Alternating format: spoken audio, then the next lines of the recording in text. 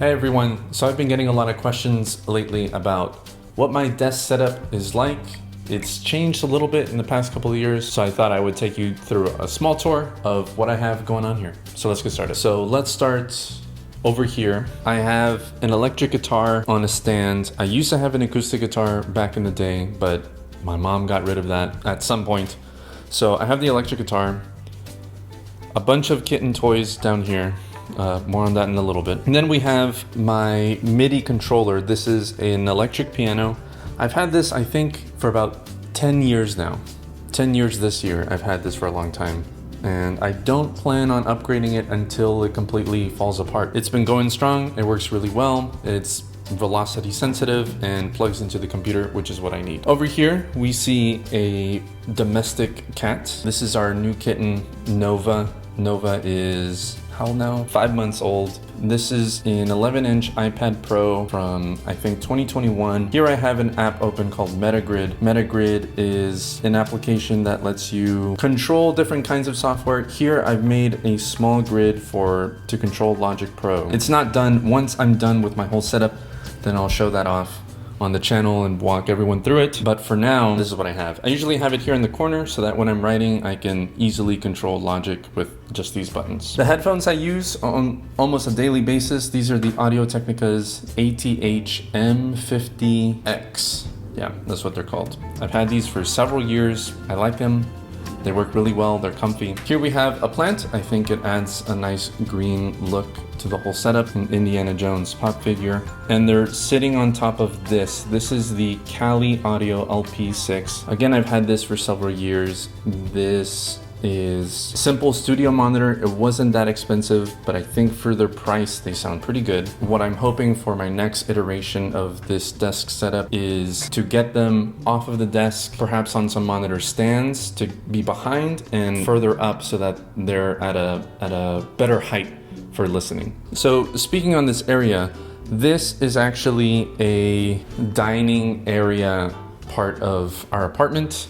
It's the only space where I could fit all of this stuff. Madeline graciously allows me to have my whole setup here, but in the future I hope to have a whole separate room where this stuff can live that isn't so in the way and obvious in the main area. But for now, that's what it is. Okay, so moving on. The Kali Audio monitors are connected to this Focusrite. I think this is a second generation 2i4 audio interface. Its only role for me is just to take the audio from the computer into the monitors. I control the monitor output here and the headphone output here, so I can listen individually to headphones if I need to, or to the monitor. So the main part of this setup is this. This is the MacBook Pro 16-inch with the M1 Max chip. Got this a couple years ago. Before this, I had a 13-inch MacBook Pro that was the lowest end of all of the products that they had, so it was really struggling. It only had 8 gigabytes of memory. This has 32, so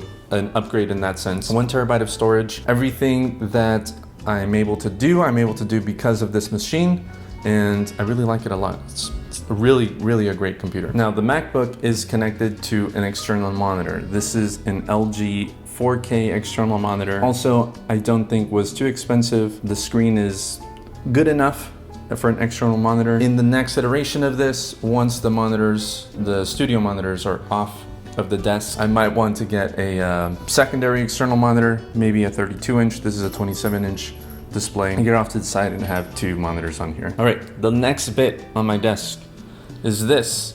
This is the Monogram CC. This is the audio console. This controls a lot of functions for Logic, for Final Cut Pro, which is what I use to edit my videos. So for example, these sliders, this controls modulation. This controls expression, this controls vibrato. These controls I have set up for other things. And the cool thing about this is that it's modular. So you can take off components, you can magnetically put them back, and it's very customizable in that way, so you can set it up however you like. I'm gonna make a full video on that soon in the next couple of months. I've had it for 9 or 10 months now. I've had a lot of time to really use it. Now, all of this stuff is connected to the computer through a Thunderbolt dock. So that over there is the CalDigit TS4 Thunderbolt dock. It's connected via one cable to the Mac, and all the peripherals are connected to the dock. I also have 2 hard drives back there. One of them is a time machine drive for backups to back up my machine, and the other is an archive drive. That's where I put old projects concerning YouTube videos or scoring projects and things like that. Instead of having them take up space on my main computer, I offload them basically into a separate drive, which is the archive drive. So the archive drive is to offload basically old projects that I have concerning YouTube videos or old scoring projects. Instead of having them live on the computer, I offload them onto the archive drive, and there they live.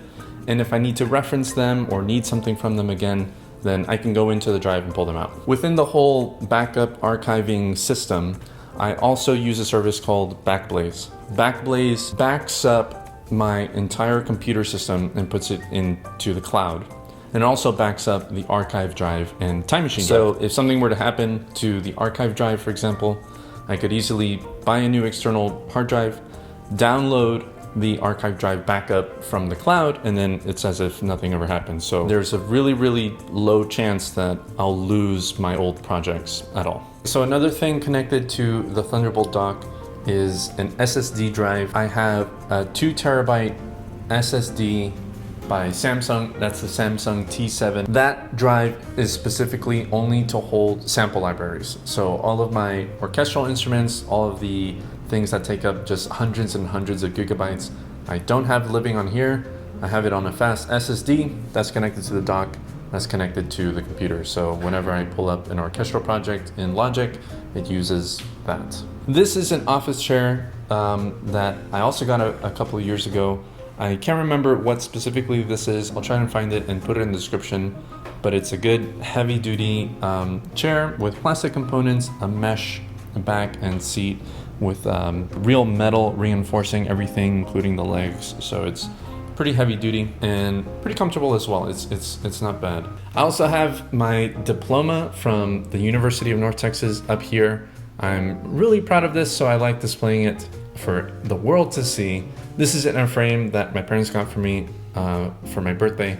I think it's beautiful and I like what it adds to the setup. I've also got this phone charger. It's a wireless charger. It's very convenient. The phone can stand up on it and it charges at the same time. Over here on this monitor, I have a few Legos. I put this together and I like it a lot. There's Luke Skywalker, R2-D2, Princess Leia holding a lightsaber as she should, and whoever that guy is. So underneath the whole setup, I have a cable management box, sort of. So I have a power strip that lives inside that box, and everything power related is in there and snakes out, connected to everything on top of the desk. I think it cleans up a lot. I could probably put together those cables a little bit more, but it does get things out of the way, and especially with the kitten, she messes with the cables a lot less now. So a couple of things I forgot to mention.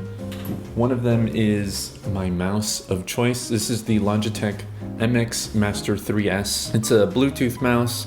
I really, really like it. It's touted as a productivity mouse, so it just has a few extra buttons. It has a scroll wheel on the side so you can scroll horizontally. It has a few buttons where the thumb is, stuff like that to make it easier to, in my case, I use it to navigate my computer easier. I upgraded to this from the MX Master 2S mouse, which I have had for several years, but recently it started just dying out on me.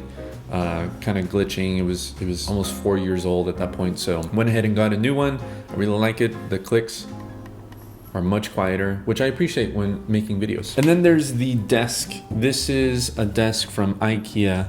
So each component of this was sold separately. So the tabletop was, I don't know, maybe 20 bucks. The legs were like $4 each. And then this drawer, if you can see it. And then the drawer unit was maybe 40 or 60 bucks. This is the most expensive part of it, but I keep a ton of things in here. Here, pens, pencils. I keep an orchestration reference manual in here. I keep electronics and cables and stuff.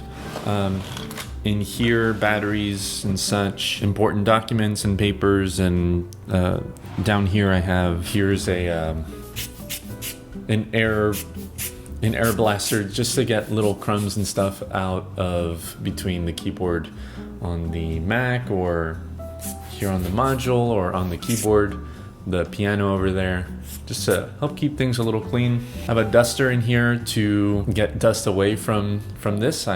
If I notice that there's a little too much dust on places, then I'll bust this out and use it to start cleaning. And so that's what the desk is. So on this wall, this is a painting that you might have seen in several of the videos.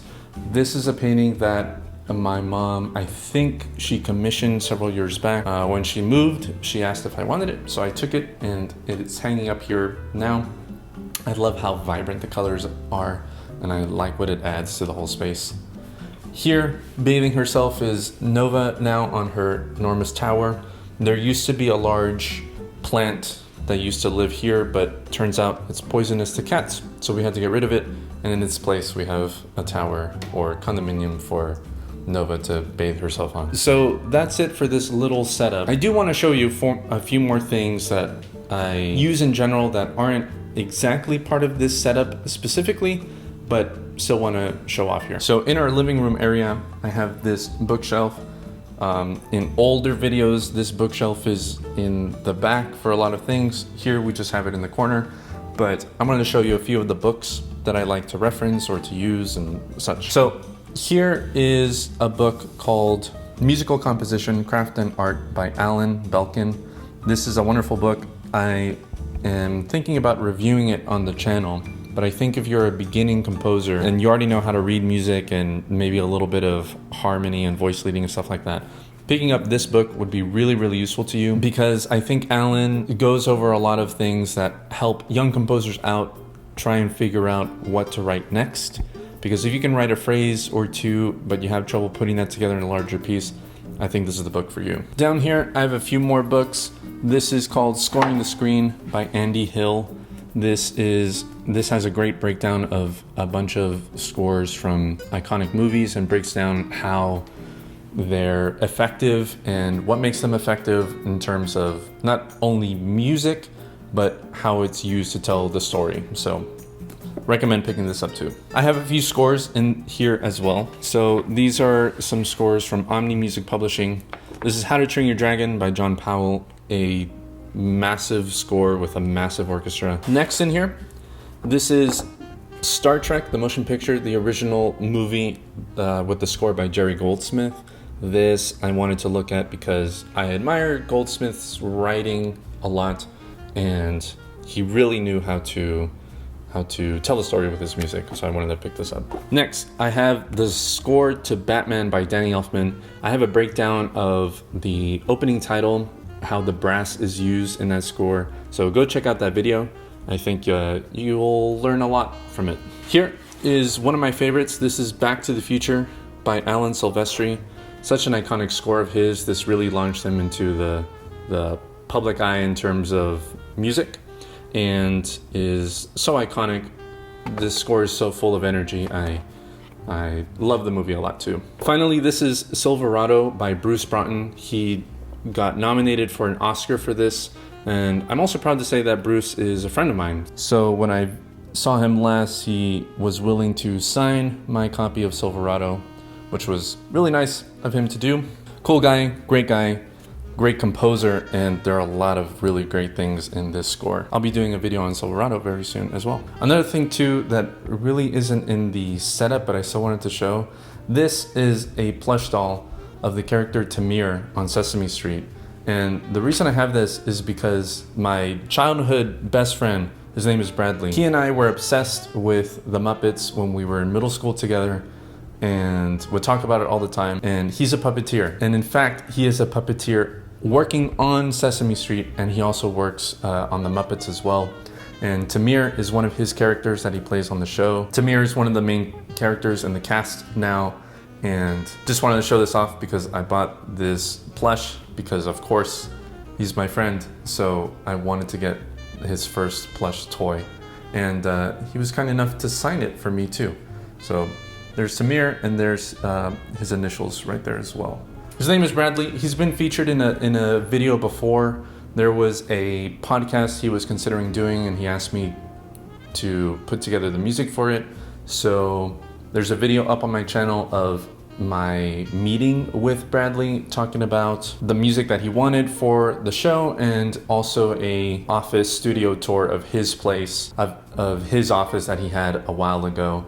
Once he got hired by Sesame Street, he didn't have enough time to work on the podcast, so that didn't end up going anywhere. But that still lives on the channel if you want to see what he's all about and what he's got. So the final thing tying this whole space together is this rug. I think it adds just a little splash of color to the area and makes it a little nicer just to look at. Okay, so that's it for today. If you have any questions about any of the stuff I showed off, please ask in the comments down below. I'll try my best to answer any questions that you have.